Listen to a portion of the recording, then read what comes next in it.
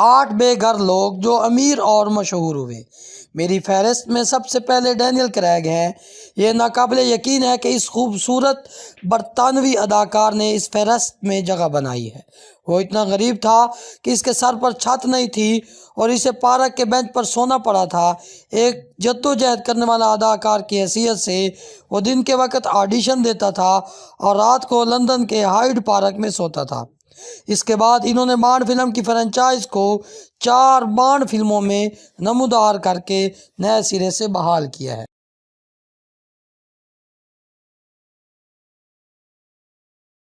Number 2 پر آتا ہے جم carry. جب وہ 12 سال کا تھا تو اس کے والد ملازمت سے ہاتھ دھو بیٹھے، جس کا مطلب ہے کہ ان کے پورے کنبے کو ان کی VW بس میں رہنا پڑا۔ کینیڈا کے اس مزاحیہ اداکار کے پاس کافی وقت تھا، لیکن اس نے کامیاب بننے کے لیے سخت محنت کی۔ یہ 90 کی دہائی کے وسط میں تھا کہ اصل میں اس کو مشہور روز۔ نمبر 3 پر آتے ہیں ٹائلر پیری۔ یہ مزاحیہ اداکار ہیں۔ 6 سال سے زیادہ عرصے سے یہ بے گھر تھے کیونکہ اس نے اپنی ساری رقم ایک ڈرامے میں صرف کر دی تھی۔ وہ ایسے گندے لوگوں کے ساتھ رہ رہا تھا جو نشے کے عادی تھے۔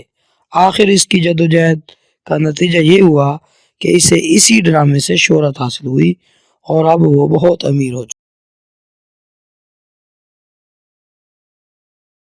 ہے۔ ہیلے بیری۔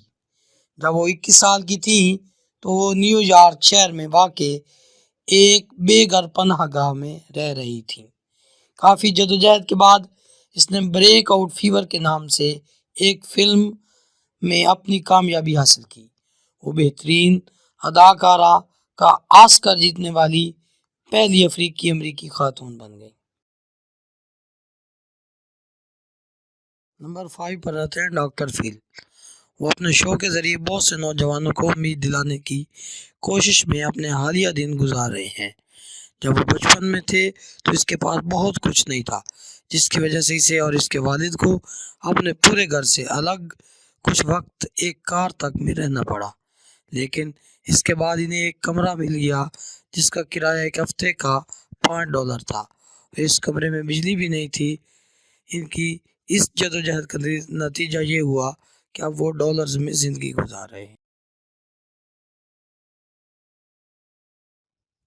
جینیفر لوپیز کے اسٹارڈم سے پہلے کے دن واقعی اس پر سخت تھے۔ وہ برونکس میں غربت سے 2-4 ریاست میں رہائش پذیر تھیں اور جب وہ محض 18 سال کی تھیں تو اپنے ٹوٹے ہوئے خاندان کو چھوڑنے کا فیصلہ کیا تھا۔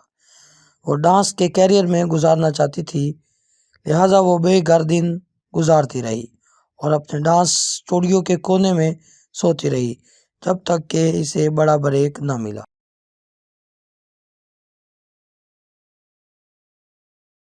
نمبر 7 پر آتی ہیں کیلی کلارکسن۔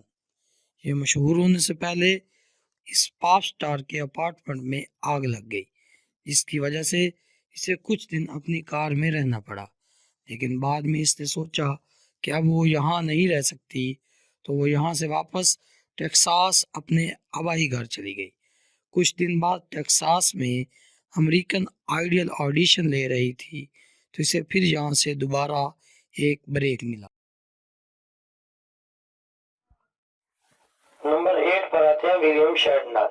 شاید بہت سے لوگ یہ نہیں جانتے ہوں گے کہ اسٹارز وار اس وقت تک کامیاب نہیں تھا جب اس نے اصل میں 1960 کی دہائی میں نشر کیا تھا۔